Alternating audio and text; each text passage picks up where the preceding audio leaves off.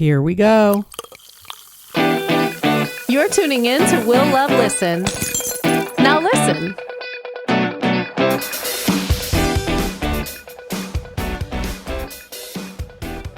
Just so you know, I have to say this every interview. This tacky kitchen behind me is not mine. I'm in a hotel. So just so you know, I spare no expense at this fancy hotel. I figure that. I assume that because I know you're a busy bee right now. You just announced the 60 city tour. I mean, you have so many like things going on. So I sort of want to jump right into that. Let's do it. I feel, and like, fun fact. So Yeah. Drag Race was out for what, like 5 or 6 seasons before your season. And it was your season that made me a fan, to be honest. Well, that's a great way to start the interview. Yes. Well, it was season 6 and it was 10 whole years ago. We filmed in 2013 and then it aired in 2014, which is wild to even think about. I can't believe that much time has passed. That is freaking wild. And that's right when I started like going to like gay bars and stuff like that. And you were doing appearance at like the local one near me called Feathers. Oh, and yes. You remember. Okay, cool. I've been to Feathers. Yes. No, that's crazy to even think about. Oh God. Because what Feathers is in in New Jersey, right? Yeah, it's right outside the city, Bergen County. Yes. That's it. And you know what? And I think I was only there one time before Drag Race because a lot of my friends used to work there. You know, I would work in the city and they would work out there. And I think I had only been out there maybe once or twice for some benefit of some sort prior to Drag Race. And then after the Drag Race, I had gone there quite a few times. They were lovely. Yeah, I remember that because that was like right when I started going to gay clubs. And I think I snagged like a picture of you or something. It's like, oh, really? Oh, this is good. Well, I hope you're not planning a political career because that picture will ruin you. It will ruin you in years to come. Not at all. Which I'm excited about, like the tour and stuff, because what got me most excited was you had made some comment like it's not for the easily offended.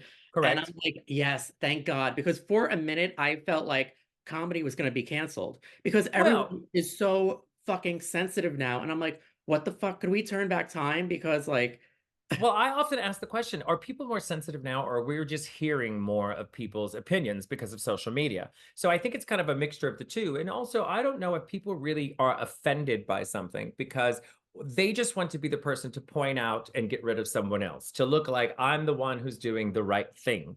And so that's kind of exhausting within itself because no one is perfect, obviously.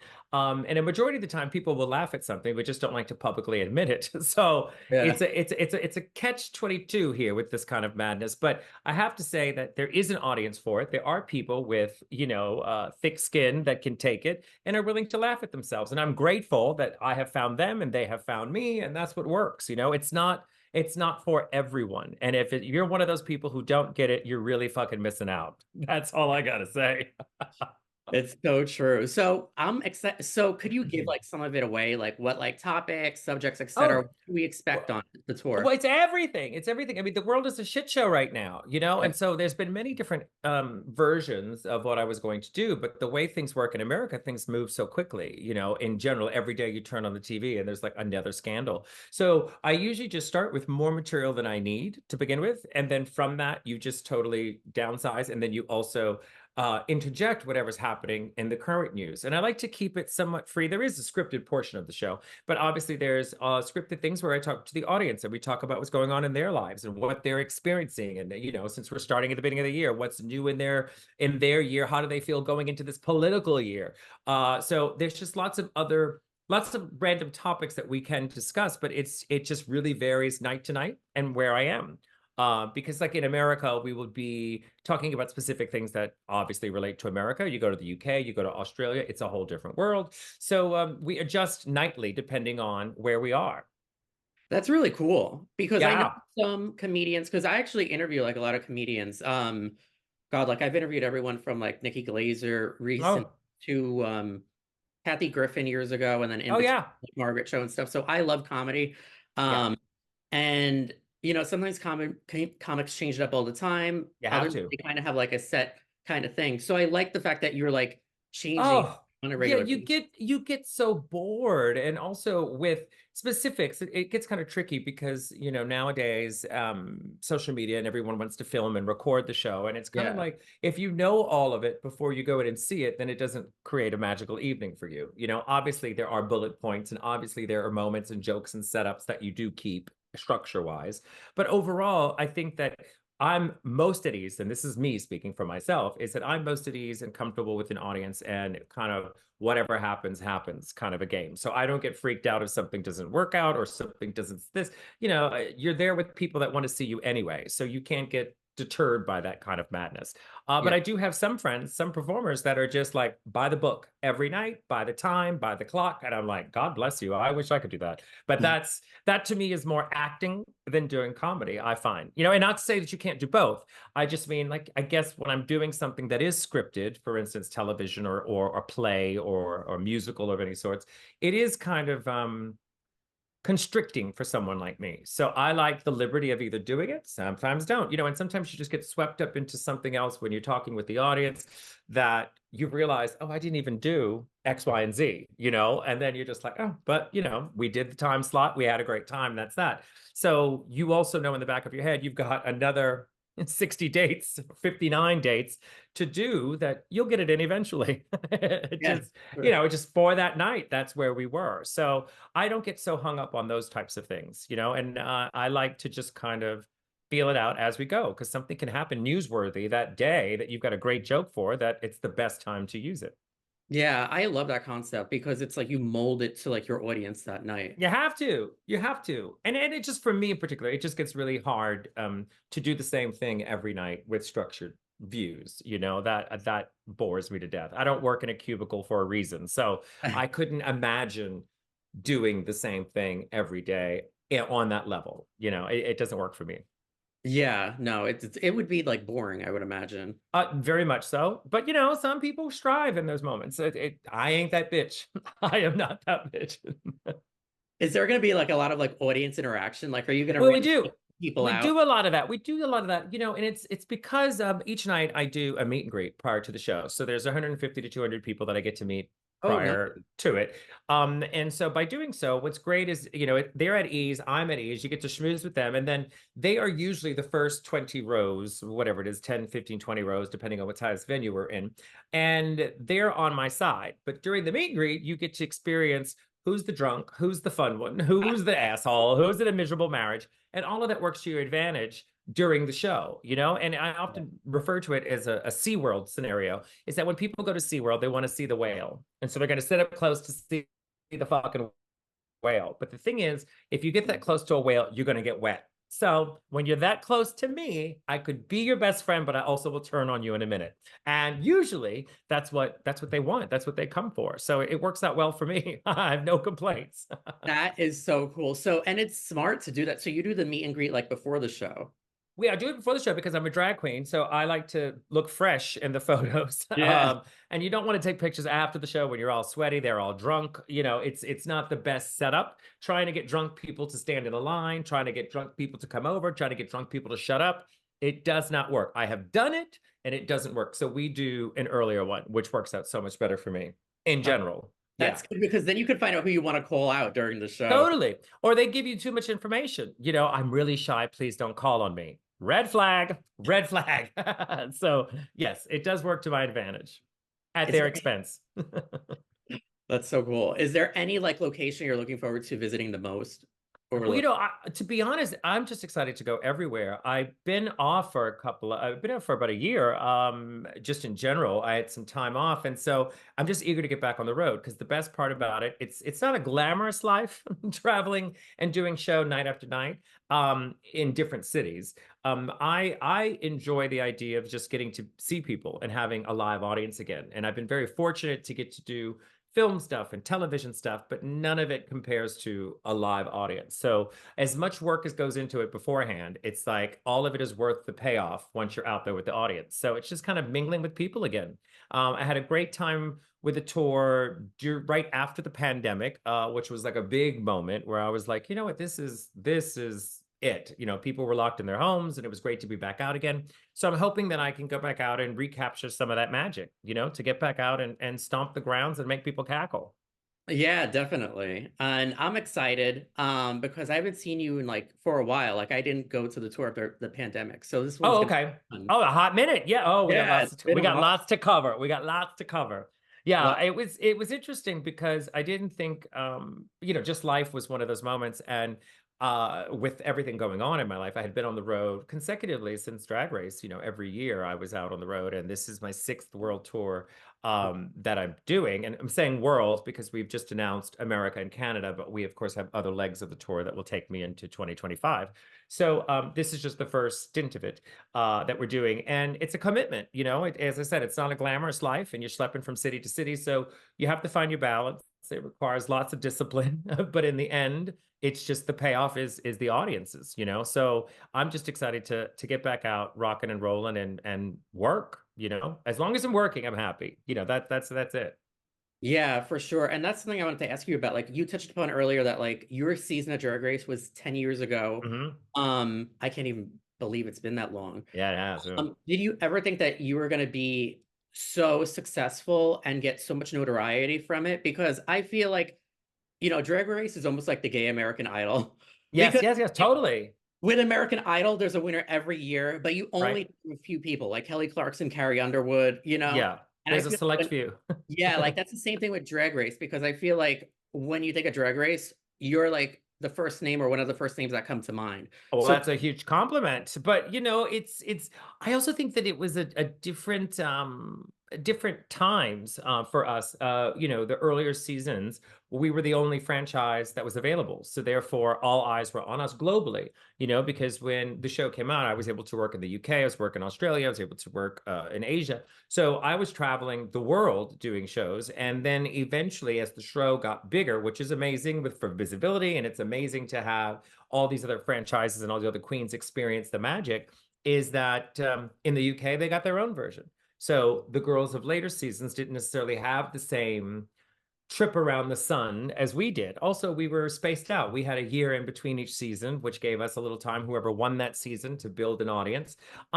Where now it's like everywhere you look, there's a different version of the different franchise, which is great for visibility, as I said. But the downside is if you're that bitch trying to get a career, good luck, because it's so many people. And I'm a drag queen myself, as you know, and it's very hard for me to keep up with who's who, what version, what franchise, where are we? So I often tell everyone, I'm glad I did it when I did it, you know, and I'm glad I had the experience that I had, you know, because it's a different beast now, so to speak.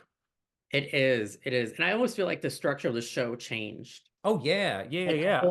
the dynamic of the show is completely different than like the OG seasons, as I like to The call OG seasons, yes. I think Willem says it best. Single digit seasons, the single it. digit Yes. seasons. Yeah. So it was a different time, and I say, you know, I'm grateful that I did it when I did it. Like how lucky to have had that experience, and the platform and the springboard for all of it is really just the tipping point. You had to the hustle is real. I hustle now more than ever, and you have to stay at it, and just stay focused on what you wanted to do. Like for me, it was literally just all I wanted to do was tour and travel and do my stand up, and that's just kind of what I've been doing. I feel like drag's become like more competitive now, like you said, because there's so many like Hmm. options, outlets, etc. And there's like a lot more drag queens in general. A lot So more drag queens, a lot of comparison. It's a lot. what are like some tips you have for someone who's trying to like make it? Well, find what you love, you know, find what you love, find what you do. They're so faceted now with drag. You know, there's people that are brilliant dancers, brilliant people that are brilliant singers in drag, people that are brilliant lip sync artists, but you know, find the avenue you want and the audience will come to you. You know, that's the ticket. Now, as far as success, you know, what really is success? You know, for me, I measure success by working. As long as I have a calendar, I'm good. Now, it can be the shittiest gig or the most elaborate gig. I've been to Carnegie Hall, and I've also been to the Ritz in New York, where there's been 2 people. So I've experienced both levels of it. But don't be afraid to take anything that comes your way. And that's the one thing that I have, because even if it's not glamorous at the moment, it makes you appreciate the better moments when they do happen. And work ethic. I think work ethic is really important. You can't be afraid of it. You can't think people are going to come knock on your door and feed you bonbons and make you feel glamorous, because there ain't nothing glamorous. Look at this hotel room. Nothing glamorous about this. So you just keep your head on and realize that the work is the payoff, and the performances are the payoff, you know, and don't get sidetracked by thinking, oh, well, she's rich and she's living. You have no idea. You have no idea what any of that madness is. But it should be about the work, truly. Yeah, yeah, good advice. Because I feel like that's probably like doing drag, you could probably get blindsided by everything else. It's very easy. I mean, we're on our phones. We're just scrolling, thinking someone else is living the glamorous life. And you're like, Yeah, it's not easy always to the tell case. Not always the case. Yeah. Trust, not the case. But it's also not to compare yourself to someone else, but also like seek advice. You know, if someone is someone you admire or someone that you respect that's in the business, and you know, you want to reach out to them and talk to them, I think that's a great thing to do. I've had more than one person call me and say, hey, what do you think about this, or how do you get into that? And I'm all about giving the information. But when you're I guess scared or concerned, then you would be like, no, I'm untouchable. No, pass the advice. Why not? It doesn't kill you, you know. But I know some queens that won't. Shady bitches. Yeah, I Shady know. bitches. I think it's Yeah. all ego too. Oh, without a doubt. Without a doubt. And you know, once you established or figured out that, you know, there's always somebody younger, there's always somebody prettier, there's always somebody more talented, you can go on with your life. You can go on with your life. And I do. Did you have like a specific mentor or someone that you looked up to when you were like coming up in the industry? Not necessarily one person. I was luckily surrounded by many people, and different people that were in different fields. There were some people that were drag queens that I looked up to. There were people that were actors that I thoroughly enjoyed. There were people that were costume designers that I loved as well. So it wasn't just one person. It was just a mixture of all of those people who were very encouraging in their own way. It wasn't me sitting down with them and saying, this is what I want to do, and everybody going, no. It was strictly in the moment realizing, oh, there could be a future in this, or oh, I'm interested in this aspect of show business. And they were encouraging at that time, which I think really paid off, which is why, to get back to what I was saying before, it's important to encourage people or to give honest advice, and just to remind people that it's not always this sparkle and glitter, you know, that it does require work. And it's all there for the taking. I mean, we can see nowadays there's so many people that are successful, or so many people, I say successful, but you know, let's say rich and famous, and you're thinking there's nothing special about her, but it's usually work ethic. You know, it's Sure. usually they hustle to get there. And that kind of happens. On occasion, you get nepotism, and on occasion, you get some useless bitch. But majority of the time, it's not just your talent, it's your work ethic as well. Yeah, I never even thought of it that way. But Yeah. that's true. Like sometimes you'll be like, how the fuck is this person successful? But then they have a hustle to them. Of So course. And the hustle is real. I mean, you look at these TikTokers that, I mean, I'm fascinated by the people that can create that content in a short period of time and to do it on a daily basis. I mean, that is a job. And you're open to criticism. Everybody has something to say about it. But to keep up with that, kudos to all of you. I don't have it in me. I can barely do a post and a tweet in a day, but I'm fascinated by the people who do it. I mean, that's skill. That is really skill and determination. yeah, That doesn't mean it's good. I didn't say it's all good, but yeah, it's amazing what they can accomplish. yeah, that is true. That is true. So you really are. I feel like you're the quintessential drag queen Oh, because it depends on who you talk to, but yeah, I appreciate the compliment. It's I think drag, everybody does drag for different reasons, you know, and I've had a couple years before Drag Race, I had 18 years before Drag Race, that I kind of figured out what I wanted to do. So that kind of helped me. So when the opportunity came, it just kind of shifted things into the right path, you know, so the payoff was worth it. yeah, And not to say that, you know, people can't experience that now, but I think it's the one time being old was helpful. So it worked out well. It worked out well. so what else do you have like in the works Mm. that you'd like to sort of like discuss? Yeah. No. Well, there's a television thing that I can't talk about at the moment, but there's also Hurricane Bianca 3 that we were set to film last fall, in 2023, but there was this thing called the writer's strike, which Oh, I know. yeah, set that to another place. So we've been now just trying to reschedule. So I will be on the road with this show till 2025, which takes up most of my year. And we're trying to see if I can, in between breaks, maybe film the movie, but you know how that is. It's really about getting everybody on board. Everybody was set to go, and then we all couldn't do it. So I'm hoping that I can get that done this year. And this television thing, fingers crossed, that's just kind of where we are with all of it. Everything's kind of up in the air, but the excitement is just getting back on the road for me at the moment. And whatever falls in within those slots, because I've got a lot of places to be in the next year. So I know, looking, we're gearing up. We're gearing up. Yeah. But how lucky? Yeah, just totally, completely. Are you able to say like what network for the show? I can't, because it's in their pre-production scenario. So as soon as I can definitely talk about it. But yes, soon. Don't worry, it's not Drag Race. Rue's not dead. It's not that. No. It's not Drag Race, I can tell you that. No, I figure that. Yes. I'm thinking like a House of Villains type show. Have you watched? That would be great. Oh, it's not a reality show like that. No. It's not that type of thing. But I would love to do that kind of a thing. Oh yeah, House of Villains would be amazing. I would do Big Brother in a heartbeat. Yeah. I had been asked to do, I don't know what show it was. It was something in the UK. What was that? Big Brother UK. Big Brother. Yeah, they had asked Celebrity. That's the big step. But I couldn't do it because of scheduling. So, you never know. But those type of things. Oh, being trapped in a house, being a cunt to people, I would love it. I would love it. No, I watched some of those seasons. Like there were a couple in the US, but I watched one of the UK ones. It was just that Brandy Glanville was on. It was good. They are ruthless. They are ruthless over there. Yes, I live for it. But no, it's not that type of show. But as soon as I can announce, I'll let you know. Okay. All right. Yeah. Definitely looking forward to it. Perfect. I will keep you posted. Yes, this was such a good interview. Thanks for taking the time to speak with me. Oh, thank you. I appreciate it. You caught me on a day where we're doing them back to back. So this worked out well. It really did. Well, thank you. And I will see you when I'm in Jersey, because I'm in Red Bank, or I'm in, because I know Red Bank isn't probably near you, but there's, what am I near? I'm near doing Brooklyn at the King's Theater as well. So in New York, if you wanted to come to that one, we'll make it all happen for you. Yeah, definitely. I'm looking forward to it. I'm pumped, so I'm excited. All right, babes. We'll see you then. Thank you so much. Great chatting with you. You too. Likewise. All right, babe. Bye-bye.